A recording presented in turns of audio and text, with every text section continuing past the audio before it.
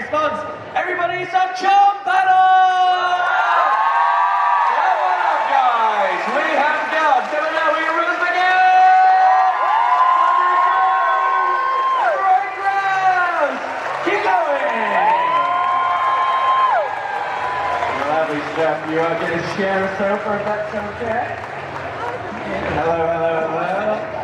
Come on, come on. Yeah, we've got. You can take a chair as well. Me and Beck can stand. Don't you worry. Feels like we're doing a reboot of Friends at the moment. Yeah, it does. Hi guys. Do you want this chair, please? No, I'm kidding. Get on Brian's knee. It'll be fine. It'll be fine. How are we all? That's my move. Fantastic. Hello, everyone. Hey guys. Honestly, the excitement when you guys are even just back there, you can feel it. This is lovely. I think this is the most charmed people we've had in Belgium at once. This is great. Yeah. Thanks, guys.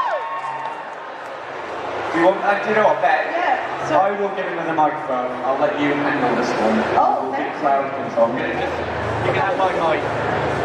that is yeah. Well, I was going to say, Holly, obviously we've interviewed here at Brussels Comic Con before, and have Rose, James, have any of you been to Brussels Comic Con before, or is it just? Ryan.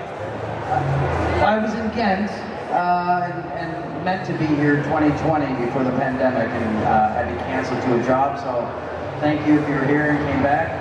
I apologize, so this is my first time at Brussels Comic Con. Woohoo! I've got no mic. Oh yeah, of course, I keep going, yeah. Do you know what? There's a seat here, this makes more sense. I'll give you the mic. We haven't thought this through. Me and Beck will share a mic. Yeah, this is the biggest panel we've had, and we did not plan the microphones. You guys are very slick. I'm assuming by now you're used to each other's company. Do you get through a lot of these together, or is it rare that you're all together? We do get to do a lot of cons together and just hang out together in general because we love each other. Magic is real. Do you still feel excitement when you see each other, or is it dead now? Are you like, nah, these guys are dead? Is it nice to hang out? Is it nice for you to hang out? Yeah, these are my best friends. I love these people. Getting to travel the world with people you love is, I don't know if there's anything better. So, yeah, we're real fortunate that we like each other. Did you guys know when you started the show that you would be doing this sort of thing, like down the line? God, no, not at all. I think it's been 25 years, and how long since we wrapped?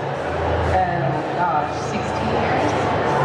16? Is it really? I think so. Maybe 17? But the reason why I think it still resonates off. Yeah. Go ahead. No, please. No, you No, first. you. No. Look, this is where I get in trouble. No. We're gonna have words later. No. No, I'm sorry. No, please, go ahead. I don't even remember what I was gonna say. You don't even know, you clearly didn't even watch the show. I'm not going to intervene. I feel like I'm stepping out of my bounds if I do that. So when it started, I'm very curious. Can you remember your first impressions of each other? Not good. Terrible, absolutely terrible. I thought, no, I like having superpowers and magical powers, and these people all have magic on their own, so it's a fun thing to join. Do you remember what you thought when you got the script through? Did you be like, oh, show about magic? What was your feeling about that? Because there wasn't really anything on TV at the time. It was like Charm. I'd say Buffy was the closest sort of thing, but no one had sort of cracked that magic. And obviously now, Harry Potter and things like that. But you guys obviously were there before them. So, essentially trendsetters. We gave birth to Harry Potter. I was just about to say that. Yeah. You're welcome. I feel like you guys are the American school of whatever Harry Potter's American school is. Harry Potter. Harry Potter. Yeah. Drew just made me do the house test. Yeah. I think I failed them because I kept getting a different house every time. Yeah, she first was a Gryffindor and then a Ravenclaw, which really means she's just confused. Does it? Yeah, a little All bit. right. We need to do 2 more. No. Yes. All right. It's not like we don't have time. Hey. Maybe. Yeah. What were your houses? Did you all do it, or just you two? Gryffindor. Obviously, yeah, I can see it. Hufflepuff. No, I'm Slytherin for life. Same, forever. Same. Yeah.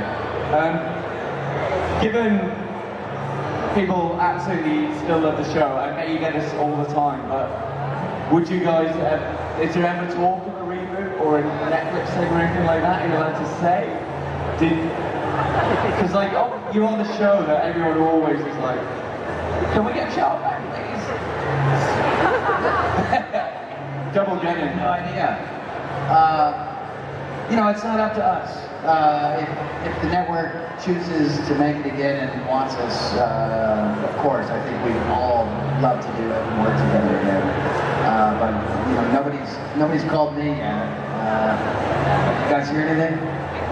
But it's that show, whenever like people talk about, because so many legacy like shows are having like new rebirths because of streaming. Charmed and Buffy seem to be the two that everyone is always really pushing to get out of the game.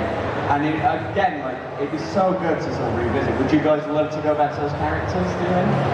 I would love to go back to the character and have red hair again. Absolutely. Yeah, I think it's something that we've all talked about and it's something that we would love to do, but there's so many hurdles that have to get to it. And so the closest thing that we thought we could do ultimately was we could basically give people something exciting to talk about. And so that's why Holly Bryan and I have that podcast, which is The House of Halliwell. And we kind of are redoing it, rewatching this series from the beginning and kind of like adding insights and it's the best way we thought we could bring original content that's still in the Charmed universe without basically a full reboot. How's it feel rewatching it? It's my first time. You never watched it before? Well, I had never watched it before. Never watched it either. Oh really? Because I wouldn't be able to. I had hate to watch myself. I don't know how you can do it. It's the absolute worst. Because again, like, it's hard enough when you sometimes like see pictures of yourself, but to watch like yourself at work essentially. I don't know. Is there anything you've watched and gone, oh god? Yeah. Like, how did they keep me on the show? Yeah. You're great. You're all great.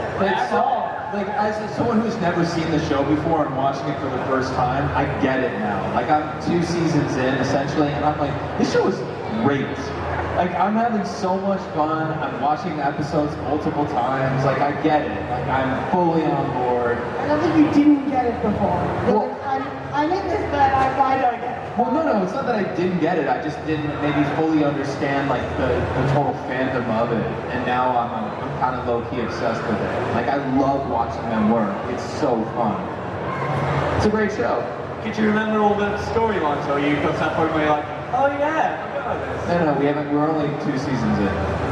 Really? Yeah, loads to go. What? I'm not going to spoil anything. No spoilers. But yeah, you've got loads to go. Apparently I die. What I've been told.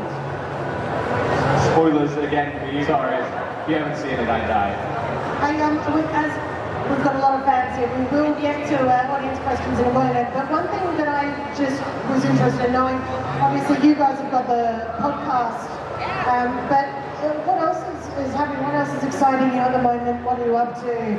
I think everyone likes to know what you as a person individually are up to. What are you getting passionate about?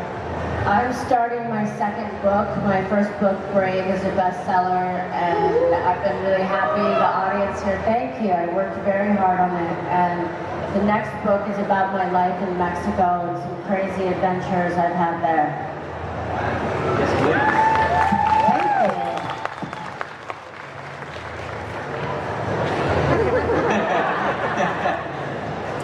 I have many children in 2 restaurants, and I need a nap. I just took up drawing. I'm really bad at it. I know some of you here are amazing. I've seen that and it inspires me. Struggling writer, and I golf and just kind of, wait for auditions. This is the life of an actor.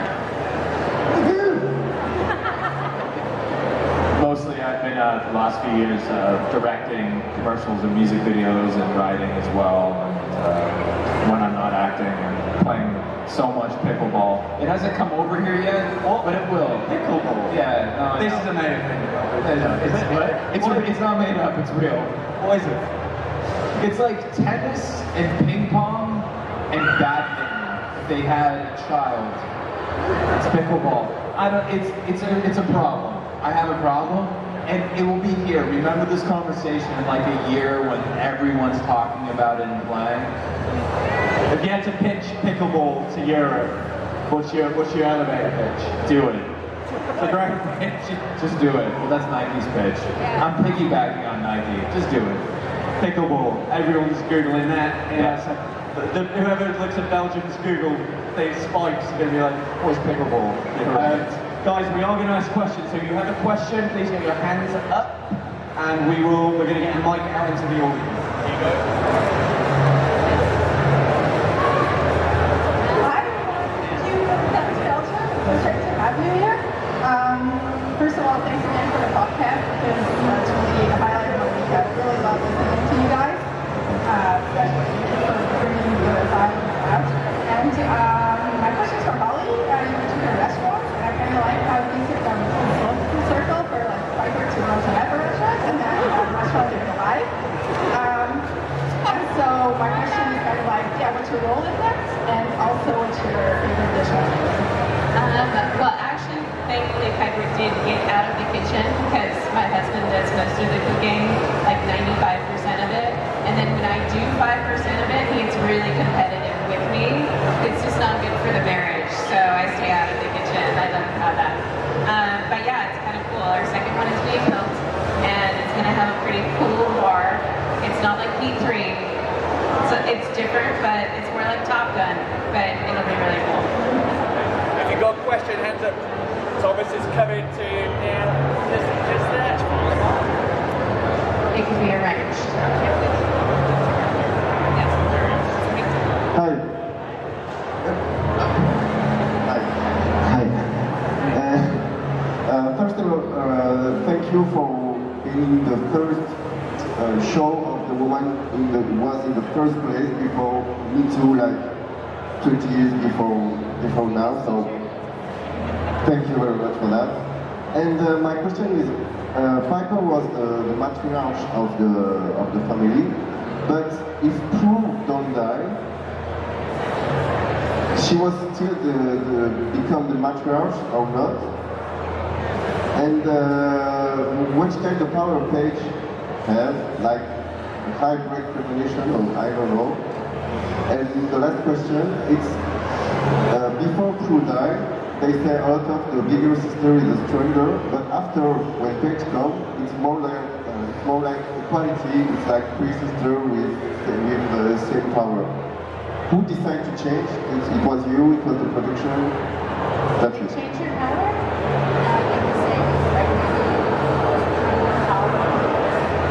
No, I mean, she was the most reluctant.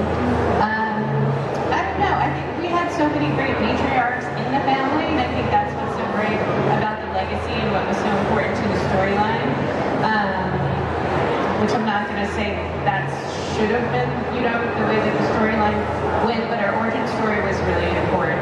And then there's the fact that nobody truly dies uncharmed. They just come back in a different way, in a different time. But yeah, no, it was nice to have the family aspect to it, to really ground all the magic stuff, and I think that's what appeals to people, is that it was about our real family struggles and bonding despite our differences. You got a question, hands up. Thomas, yeah. Hi. So I watched the show growing up, and I think the show, the magic was great and stuff, but it was all about family. And growing up, I felt like an outcast in the show, doing the thing I was looking for. But my question is, did you guys know back then how huge the impact was of the show on young people?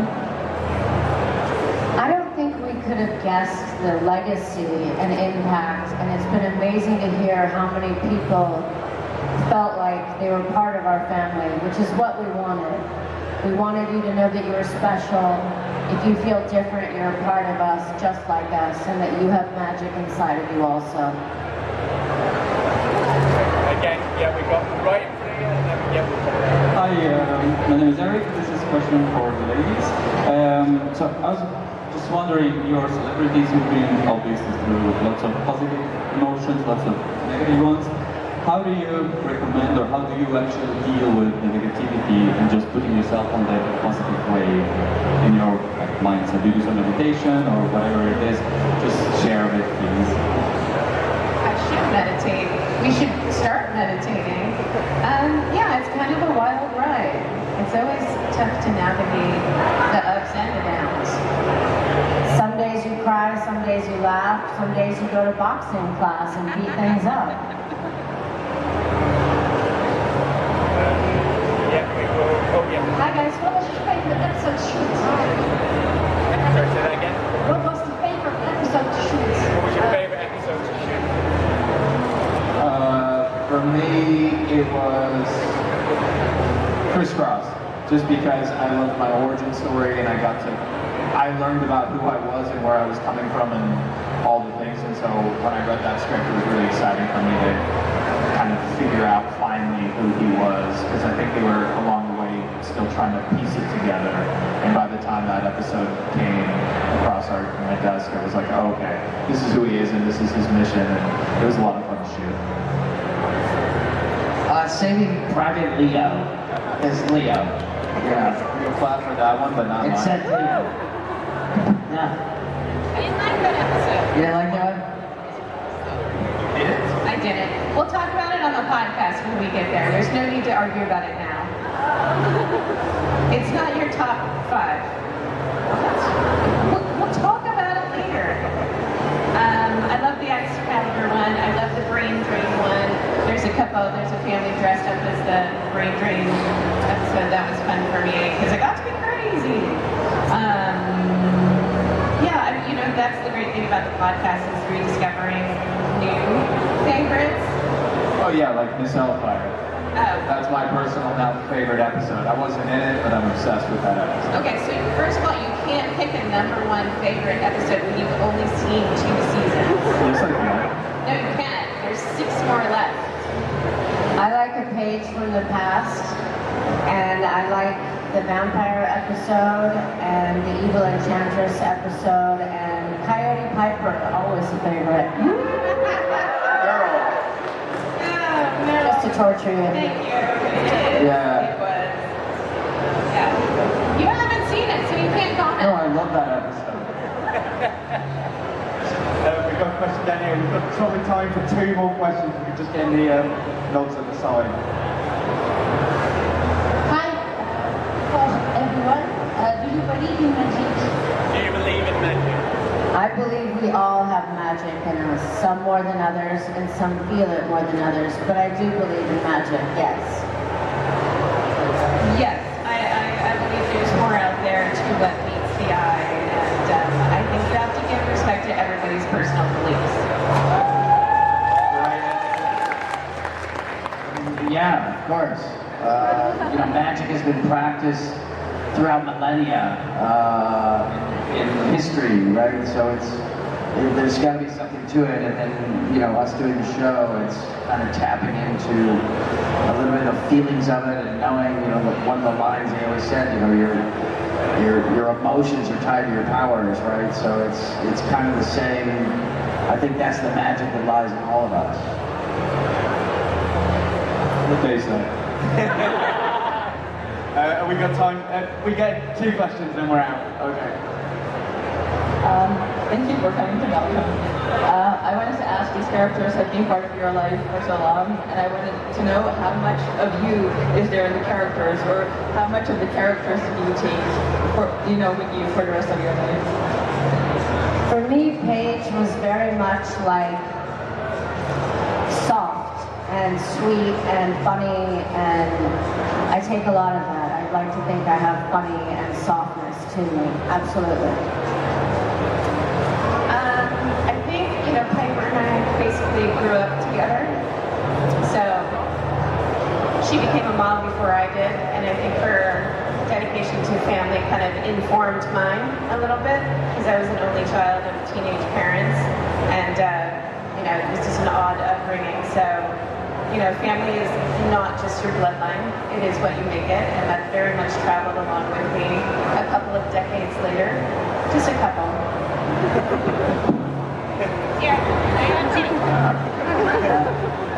I am Leo.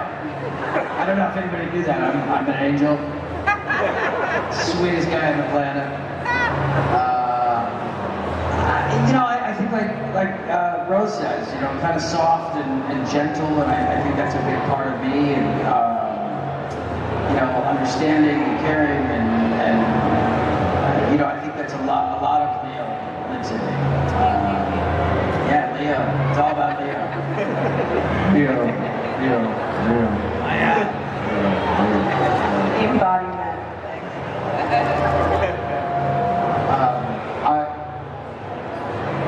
Because I haven't seen the show, it was so long ago, I can't give you an informed, honest answer as of right now. I can. You ask a lot of questions like Chris does. Oh, I'm curious. All right, that's great. I'll own that. So yes, we're curious in nature. Great. That's our last question. If we can just get the mic back to us, man. Thank you. Okay, I'm going to be that guy who asks the question. Do you ever think we'll see all four sisters in the same room at the same time? Say that again, sorry. Do you think we'll see all four of the sisters in the same room at the same time?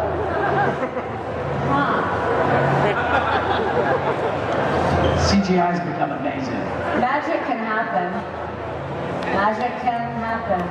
There we go. Guys, we had to let them go. As you can see, they are very popular. Please go and see them at the table. Guys, thank you so much for being here, for supporting the show. Our charm panel, give it up one more time!